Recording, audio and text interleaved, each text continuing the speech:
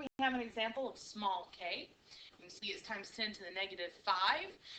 Because our equilibrium expression is products over reactants, and k is really small, we can assume that NaCl is very, very large.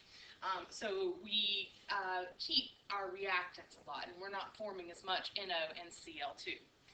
Okay, so we have an equation, or some concentrations here, or they give us moles, but it's in 1 liter, so our moles are molarity for this case. But that's only if we have a 1 liter container. They give us concentrations of each of these reagents that we're using, and we actually put all of them in there. What we're going to need to do here is we need to see which way this equilibrium is going to shift first. And the way we do that is we find Q. For this one, Q is going to be exactly the same thing as K. Well, at least calculated the same way. Not the exact same number. These are for non-equilibrium conditions. And we plug our numbers in here, our concentrations. So NO is 0.45, and that's going to be squared, times Cl, which is 0.87, over NoCl, 1.20 squared. And when we do that, we end up with a Q of 0.15. 0.15, now we compare Q and K, write it this way, K and Q. K is much, much smaller than Q is, and so the reaction is going to need to shift this way. That means the reverse reaction is going to be favored, and that's going to help us determine which, where to put X. So now we're going to do this, NO plus Cl2 for our icebox here. Oops, did that start with the products. 2NoCl. Let's do that. Okay. Put in our initial concentrations, so 1.2.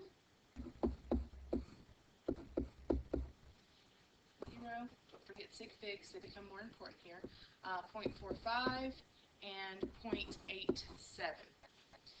Okay, now we know the reverse reaction is going to be favored because of our K and Q comparison there. So that means we need to concentrate on this side, the reverse reaction. So NO and Cl2 are the ones that we're going to be dealing with here. Of these two, we need to determine which one is going to be the limiting reactant of that reverse reaction. 0.45 moles of NO per liter. If I go to see how much Cl2 that will need to combine with, it's 2 moles and 1 mole of Cl2. This is NO. And so we need 0.225 moles per liter, or molarity, of Cl2. Okay, we have that. We actually have plenty because we have 0.87.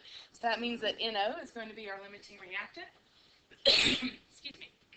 If X needs to be small, that is what it needs to be. So we're going to say that X is our equilibrium concentration of NO.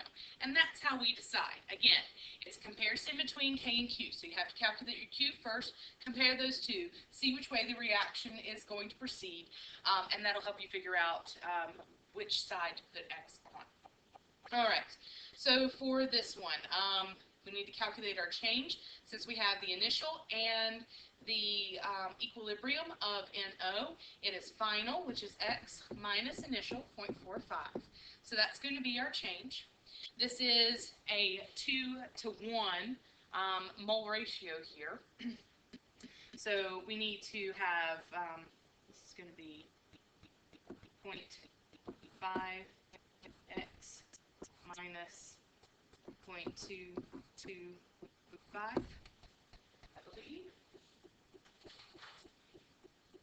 And then we go over the arrow, and we're going to have to negate that. So it would be 0.45 minus X.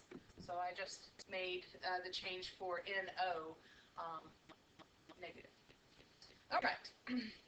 So now we can calculate our equilibrium for NOCl. It is going to be,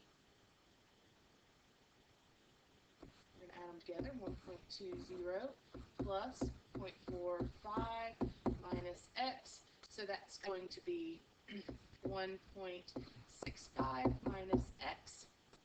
And over here, this is going to be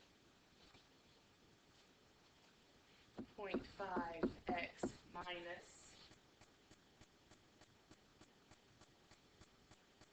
plus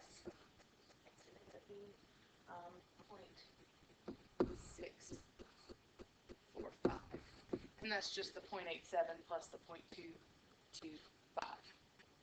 Okay, now we have these equilibrium concentrations, and we're going to plug that back in to our K expression that we wrote here at the beginning. Because K is small, we can make some simplifications.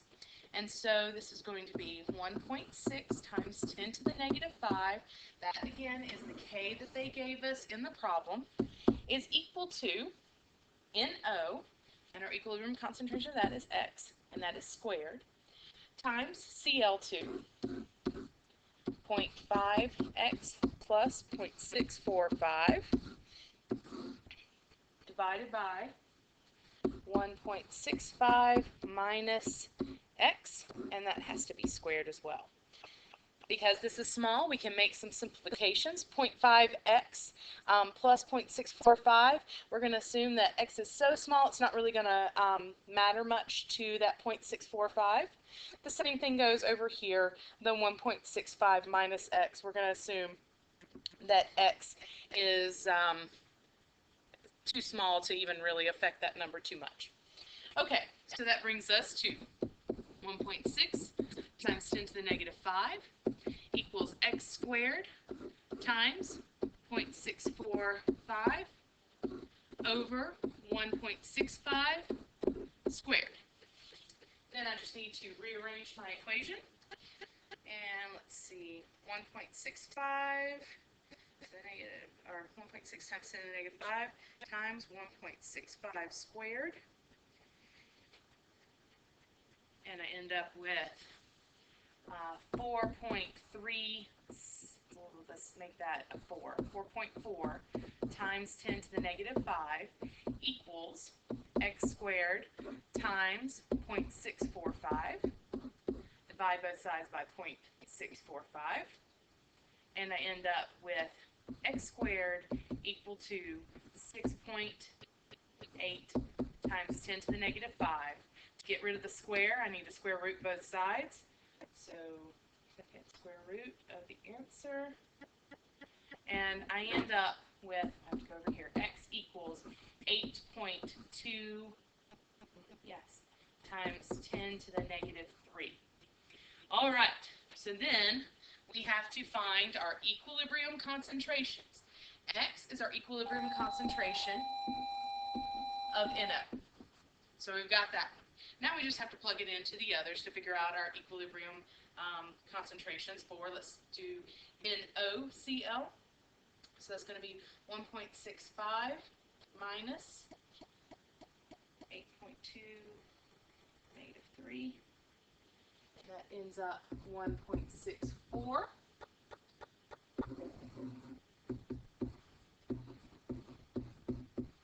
And I just plugged it into this, plugged in X there, calculated what that was. And then we need to figure out what the equilibrium concentration of chlorine is. Plus 0.5 times 8.2 to the negative 3rd.